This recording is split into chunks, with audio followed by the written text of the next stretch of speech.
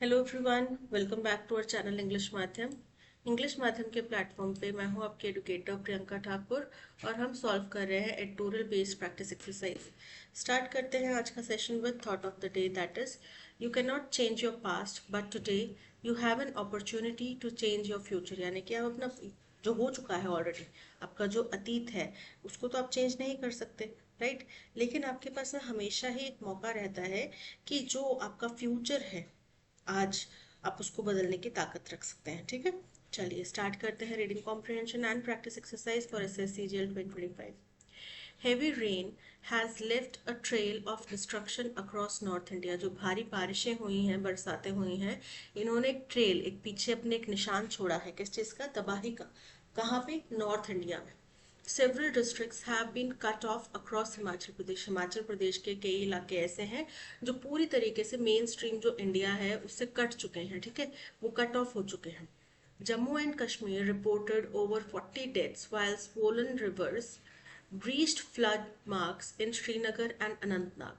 तो जम्मू एंड कश्मीर में कथित तौर पे 40 से भी ज्यादा मौतें हुई हैं। वहीं जो स्वोलन रिवर्स हैं, यानी कि जो नदियां जो बहुत उच्चतम स्तर पे बह रही हैं, वो जो फ्लड का मार्क होता है कि ये फ्लडिंग का चिन्ह है, इससे इतना पानी पहुंच गया मतलब फ्लड आ गई, तो वो मार्क को उल्लंघन कर चुकी हैं। कहाँ पे? श्रीनगर और अनंतनाग में। In Punjab, entire villages have been inundated and farmland has disappeared।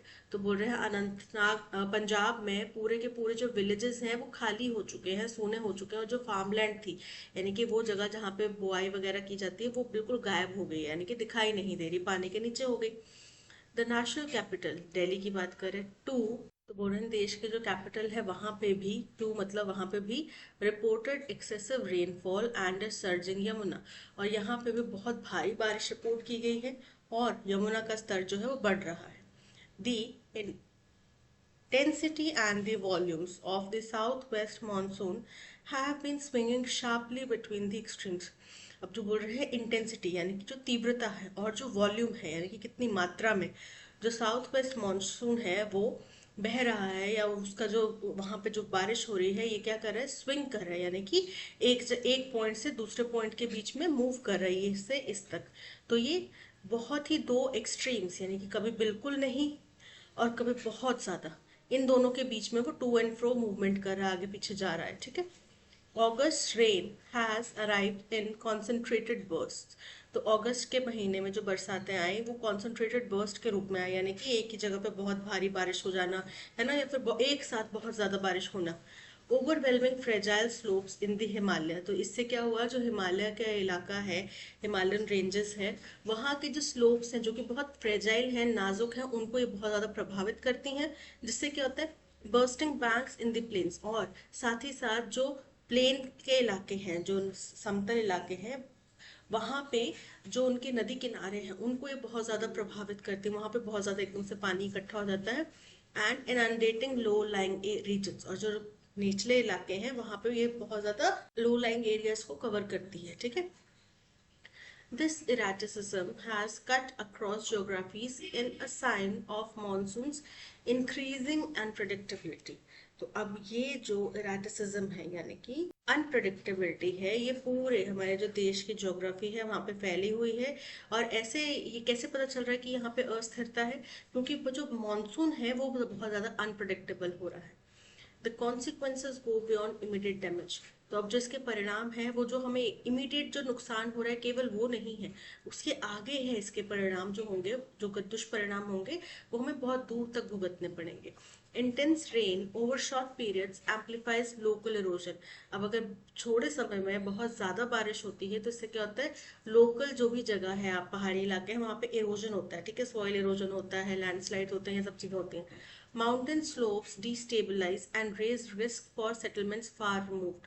तो ऐसे में जो माउंटेन स्लोप्स होती हैं, पहाड़ी के जो इलाके होते हैं, ठीक है, वो क्या हो जाते हैं? डिस्टेबलाइज हो जाते हैं, अस्थिर हो जाते हैं। और वहां पे जो रिस्क है वो केवल उसी इलाके तक सीमित नहीं रहता कि भाई इसी इलाके में है। सेटलमेंट्स फार रिमूव्ड, यानी कि दूर दराज के इलाकों में जो सेटलमेंट्स हैं, दूर, बहुत दूर, उनसे जो निचले इलाकों में लोग रह रहे हैं, वहां तक भी ये तबाही पहुंचती है। Relief in this context can not be confined to reactive measures. तो ऐसे में रिलीफ का मतलब केवल जो बाढ़ के बाद में या तबाही होने के बाद में जो हम उसके परिणाम स्वरूप कदम उठाते हैं, केवल वहां तक सीमित नहीं रहना चाहिए। The knowledge that concentrated destructive rainfall is now a recurring possibility। अब हमें ये पता है कि concentrated destructive rainfall जो है, यानी कि एक ही समय पे बहुत ज्यादा बारिश होना और तबाही लाने वाली बारिश होना, ये अब recurring possibility, recurring यानी कि बार बार रिपीट होने वाली संभावना है, makes it imperative for states and the center to invest in preventive strategies।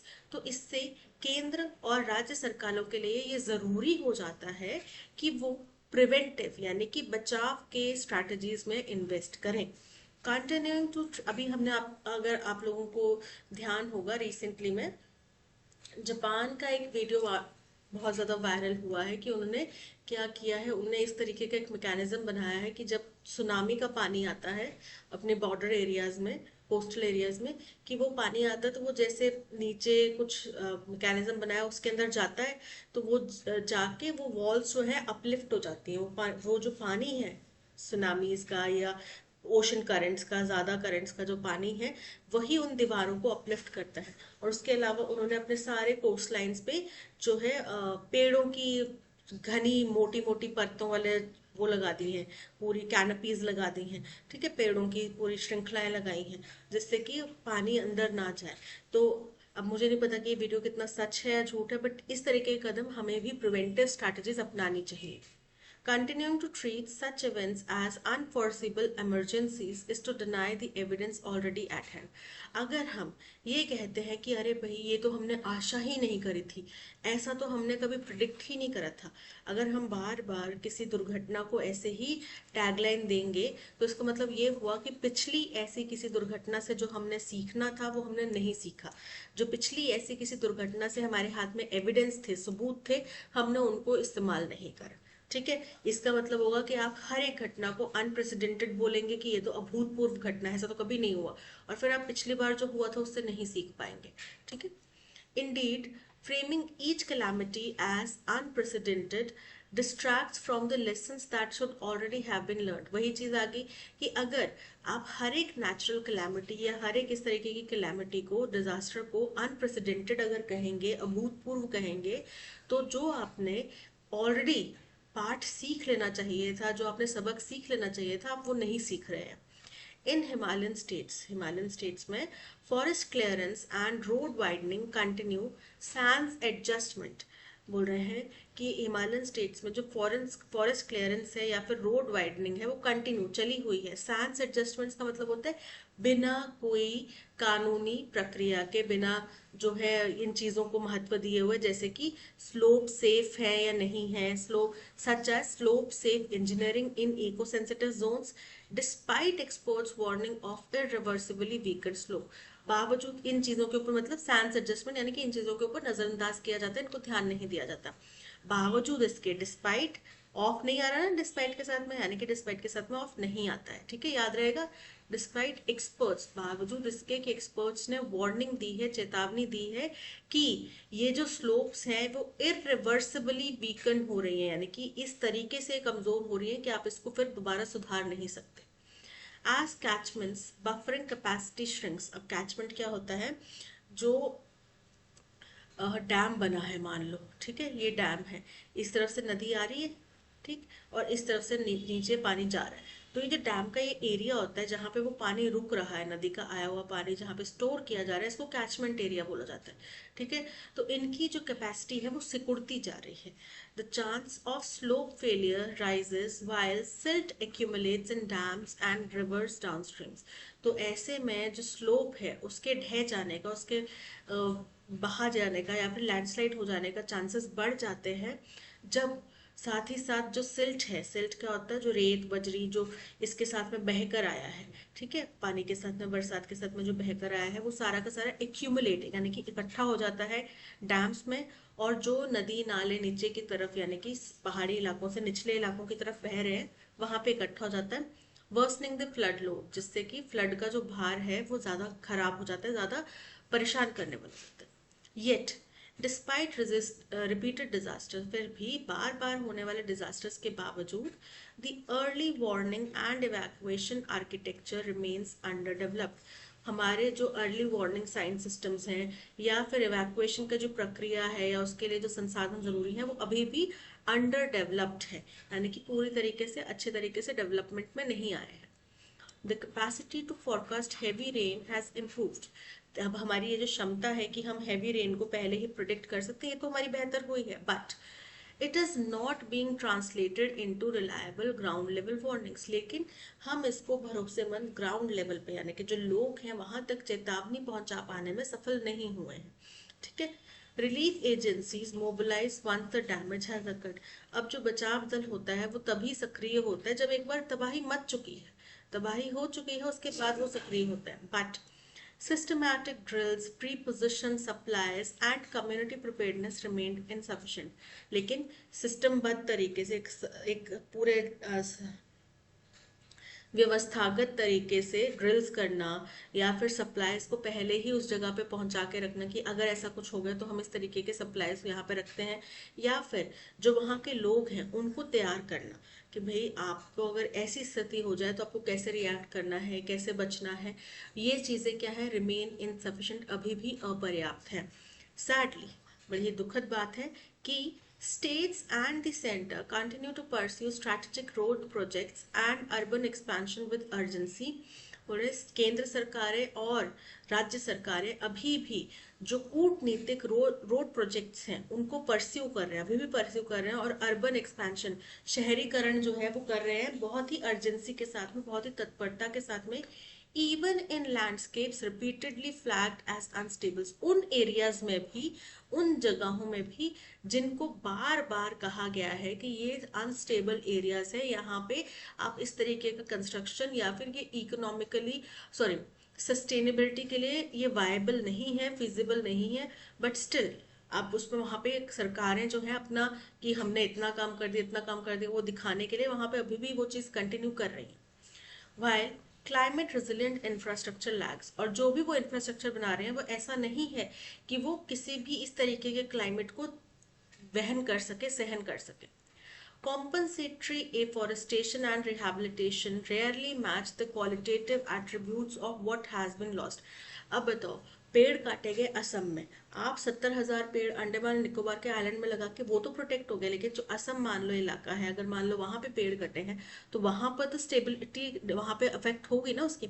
तो बोल रहे हैं कि जो कॉम्पनसेटरी यानी कि इसके भरपाई के रूप में जो आप एफॉरेस्टेशन करते हैं, पेड़ लगाते हैं या फिर रिहैबिलिटेशन करते हैं, लोगों का पुनर्स्थापन करते हैं, ये रेयरली बामुश्किल ही कभी क्वालिटेटिव एट्रीब्यूट्स यानी कि जो क्वालिटी है उसके पहलू है, क्वालिटी के पहलू हैं, उनको मैच नहीं कर पाती जो हमने खोया है। व्हाट हैज बीन लॉस्ट, जो हमने खोया है उसकी क्वालिटी के नहीं होते, उस स्तर तक नहीं पहुंच पाते। The cumulative effect is visible as denuded slopes. अब जो ये इसका पूरा कलेक्टिव जो इफेक्ट है, प्रभाव है, वो विजिबल है, वो दिखाई देता है। कैसे? जो डिनंडेड यानी कि किसी को जो उनका कवर है, फॉरेस्ट कवर है, उससे हटा देना, खाली कर देना। तो जो खाली हो चुकी स्लोप्स है, श्रिंकिंग कैचमेंट एरियाज हैं, and populations at increasingly higher risk, और जो यहाँ के जनजीवन है वो और ज्यादा रिस्क पे है। Relief operations command headlines. अब जो रिलीफ राहत और बचाव दल भेजा गया, राहत और बचाव का कार्य स्टार्ट किया गया, ये हेडलाइंस में तो आते हैं, बजट्स भी इनके लिए हैं, but unless sustainable infrastructure, landslide mitigation and early warning systems are pursued। लेकिन जब तक आप सस्टेनेबल टिकाऊ इंफ्रास्ट्रक्चर नहीं बनाएंगे, लैंडस्लाइड मिटिगेशन के प्रावधान नहीं करेंगे, अर्ली वार्निंग सिस्टम्स को आप इम्प्लीमेंट नहीं करेंगे इतनी ही सीरियसनेस के साथ में, तो the next monsoon spell will launch another cycle of loss. तो अगला जो मॉनसून आएगा उसमें फिर एक और बार ये क्रम चलेगा, मॉनसून साइकिल चलेगा, लॉस का, डिजास्टर का, ठीक है, फिर रिलीफ का काम चलेगा। तो ये फिर कंटिन्यू चलता रहेगा। फिर आपका ये है कि आपके देश का जो बजट है, जो आर्थिक फाइनेंसेस हैं, वो इन्हीं डिजास्टर्स को मैनेज करने में चलते रहेंगे। शिफ्टिंग फ्रॉम acclaiming resilience अब आपको क्या करना पड़ेगा, ये बात कहना कि भाई हमने इतनी मजबूती से कार्य किया, डिजास्टर होने के बाद में हमारे देश ने एकजुट होकर यहाँ पे बहुत ही मेहनत से और जोर शोर के साथ में खुद को वापस खड़ा किया, ये कहना पोस्ट फैक्टो किसी कारण आफ्टर हैपनिंग ऑफ समथिंग, तो किसके post facto, to systematically reducing vulnerabilities, बजाय कि क्या करें हम सिस्टमैटिक तरीके से हम अपना जो रिस्क है उसको कम करें बिफोर हैंड, कुछ होने से पहले ही। ठीक है, रिमेन्स ओवरड्यू, ये अभी भी ओवरड्यू है, अभी भी ये नहीं हो रहा है। यानी कि कह रहे हैं कि होना क्या चाहिए कि इंडिया में ऐसी तबाही आई, उसके बाद उन्होंने बड़ी मजबूती से डिजास्टर मैनेजमेंट का काम किया, उसके बाद में उन्होंने रिलीफ फंड्स पहुंचाए, रिलीफ का काम किया, राहत बचाव का काम किया। इससे बेहतर ये नहीं होगा कि यहाँ पे ऐसी तबाही पहले प्रेडिक्ट की गई थी, उससे बेहतर ये होगा कि हम क्या करें कि हिंदुस्तान में ऐसी तबाही की आशंका थी बट वहां पे कोई भी ऐसा नुकसान नहीं हुआ। क्यों? क्योंकि उन्होंने सस्टेनेबल इंफ्रास्ट्रक्चर में काम किया था, सस्टेनेबल इंफ्रास्ट्रक्चर डेवलप किया था, और साथ ही साथ वहां पे जो भी डिजास्टर मैनेजमेंट के प्रावधान थे, अर्ली वार्निंग सिस्टम्स थे, वो सब इफेक्टिवली काम कर रहे थे। तो बेहतर क्या लगता है सुनने में, राइट? तो हम काम इस तरफ करना चाहिए, इस दिशा में करना चाहिए, बिफोर हैंड हम कुछ कर सके, बजाय कि डिजास्टर के बाद में काम करके अपनी मजबूती दिखाना। ठीक है, तो ये था पैसेज। आई होप आपको समझ में आया होगा। अब चलते हैं क्वेश्चन नंबर 1 की तरफ। क्वेश्चन नंबर 1 हमसे पूछ रहा है, identify the correct type of sentence used in line the capacity to forecast heavy rain has improved but it is not being translated into reliable ground level warnings। बोल रहे हैं कि क्षमता तो बड़ी है, हैवी रेनफॉल तो हम प्रेडिक्ट कर पा रहे हैं, लेकिन तो बोल रहे हैं कि अर्ली वार्निंग सिस्टम जो है वो हमारे इफेक्ट में नहीं आ रहे हैं। ठीक है, तो इससे हमें क्या पता चल रहा है स्टेटमेंट के बारे में, ये पूरी कंपाउंड स्टेटमेंट दो पॉसिबिलिटीज को, दो संभावनाओं को बता रही है।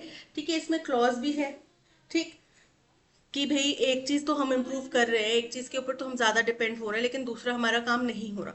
कॉम्प्लेक्स है, कॉम्प्लेक्स नहीं है, सिंपल है, नहीं, कंपाउंड कॉम्प्लेक्स है, नहीं, option A compound is correct. What does the word inundated most nearly means as used in the passage? तो inundate का मतलब क्या हुआ, पैसेज में इस्तेमाल किया गया है, दो तीन जगहों पे इस्तेमाल किया गया। पहला है, in Punjab entire villages have been inundated and farmland has disappeared। तो यानी कि ये पूरी तरीके से पानी में डूब चुके हैं। ठीक है, पूरे के पूरे गांव जो है वो पानी में डूब चुके हैं, यही कहा गया है यहाँ पे। फ्लडेड और सबमर्ज्ड विद वाटर, बिल्कुल करेक्ट है। सो यहाँ पे ऑप्शन ए इज करेक्ट। आगे, why does the passage argue that framing each calamity as unprecedented is counterproductive? तो हर एक कैलामिटी को अगर हम अनप्रेसिडेंटेड यानी कि अभूतपूर्व कहेंगे तो उससे क्या होगा, उससे ये होगा कि जो पिछली बार हमने कुछ सीखना था वो हम नहीं सीखे। क्यों? क्योंकि हमने बोल दिया कि भाई ये तो अनप्रिडिक्टेबल थी, अनप्रेसिडेंटेड थी, तो हमने अपनी पिछली मिस्टेक से मतलब कुछ सीखा नहीं। Because it automatically reduces budgetary allocations for disaster management। नहीं, ये बजट allocations नहीं कम करता है, बजट का इससे कोई लेना देना नहीं है। ये क्या करता है, हमारा जो हमने पिछली बार सीखा है उससे ध्यान डाइवर्ट कर देता है। because it diverts attention from lessons already available and delays preventive structural fixes। बिल्कुल करेक्ट है, option B is correct. How, according to passage, do Himalayan land use changes heighten downstream flood risk? अब Himalayan land use में क्या क्या changes आए जिसकी वजह से डाउन स्ट्रीम जो लोग रहते हैं वहां पे फ्लड का खतरा ज्यादा बढ़ गया। वहां पे देखो, जो रोड वाइडनिंग प्रोजेक्ट है, इंफ्रास्ट्रक्चर प्रोजेक्ट्स हैं, या फिर जो हमारे स्ट्रैटेजिक रोड्स हैं उनको डेवलप करने का काम चल रहा है, जिसकी वजह से क्या हो रहा है, डिफॉरेस्टेशन हो रहा है, जिसकी वजह से क्या हो रहा है, स्लोप्स जो है वो वीक हो रही हैं, हमारे जो कैचमेंट एरियाज हैं वो ज्यादा से ज्यादा भर चुके हैं, जिसकी वजह से उनके पास में पानी को स्टोर करने की जगह कम हो रही है। क्यों? क्योंकि वो सिल्ट वगैरह सारा इकट्ठा होता है। अब इस इकट्ठे होने की वजह से क्या होता है कि वो फ्लड सारा का सारा नीचे जाता है और डाउनस्ट्रीम में ज्यादा तबाही मचती है। ठीक है, quarrying alone liquefies soil, rivers dissolve embankments, all floods originate from bank collapse. नहीं, बैंक कोलैप्स कैसे नहीं जनरेट होती, फ्लड्स होती हैं हेवी रेनफॉल की वजह से, सिल्ट एक्यूमुलेशन की वजह से, हमारा जो फॉरेस्ट एरिया है उसको डिफॉरेस्टेशन में कन्वर्ट कर देने से, और जो स्लोप्स है उनके वीक होने से।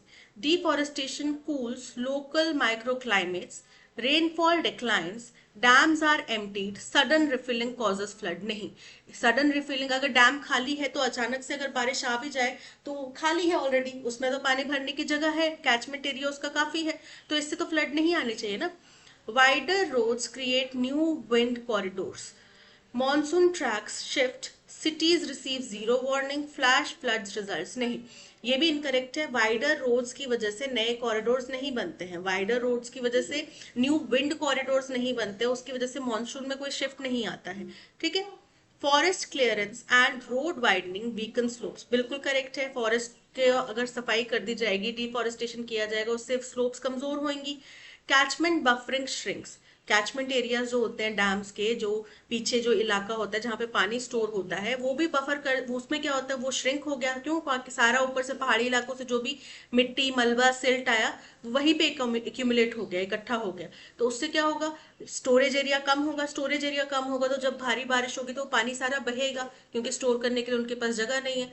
फिर इससे क्या होगा, स्लोप फेल होने के चांसेस बढ़ जाते हैं, और साथ ही जो जितना भी सिल्ट वगैरह है वो सब नीचे के इलाकों में तबाही मचाता है। Slope failure rises, silt builds up in dams rivers, flood low downstream worsen. बिल्कुल करेक्ट है, option D is correct.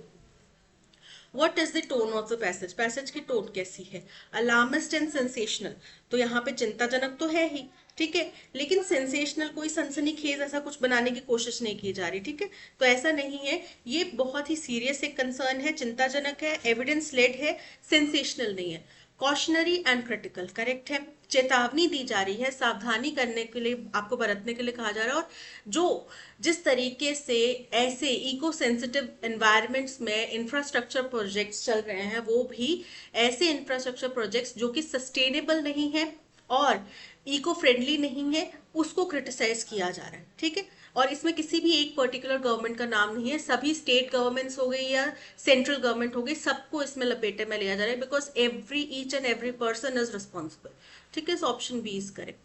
Optimistic, यहाँ पे पॉजिटिव हमें कुछ नहीं देखने मिल रहा, क्योंकि हमारे जो हालात हैं, जिस तरीके से हमारे पास अर्ली वार्निंग सिस्टम्स नहीं है अभी तक, 2025 तक हमारे पास अर्ली वार्निंग सिस्टम्स नहीं है, इतना ज्यादा डिफॉरेस्टेशन या फिर इतनी ज्यादा नेचुरल कैलामिटी से तबाही मच रही है, तो यहाँ पे पॉजिटिव या फिर जश्न मनाने लायक कोई बात नहीं है। डिटैच्ड और प्योरली डिस्क्रिप्टिव भी नहीं है, क्योंकि राइटर जो है वो फील कर रहे हैं, वो यहाँ पे अपने इमोशंस भी बता रहे हैं, चिंता जाहिर कर रहे हैं, तो डिटैच्ड भी नहीं है, so option B is correct. That's all, आज के सेशन में इतना ही। इसी तरीके का full 25 question practice exercise solve करने के लिए आप हमारा पेड कोर्स ले सकते हैं फ्रॉम द वेबसाइट और app.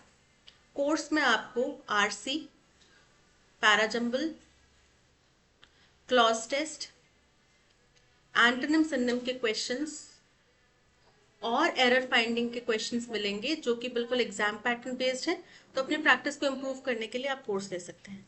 Thank you so much for watching. अगर आपको कंटेंट पसंद आया हो तो लाइक शेयर और सब्सक्राइब जरूर कीजिएगा। मिलते हैं नेक्स्ट सेशन में। Till then keep learning and keep practising. Bye bye.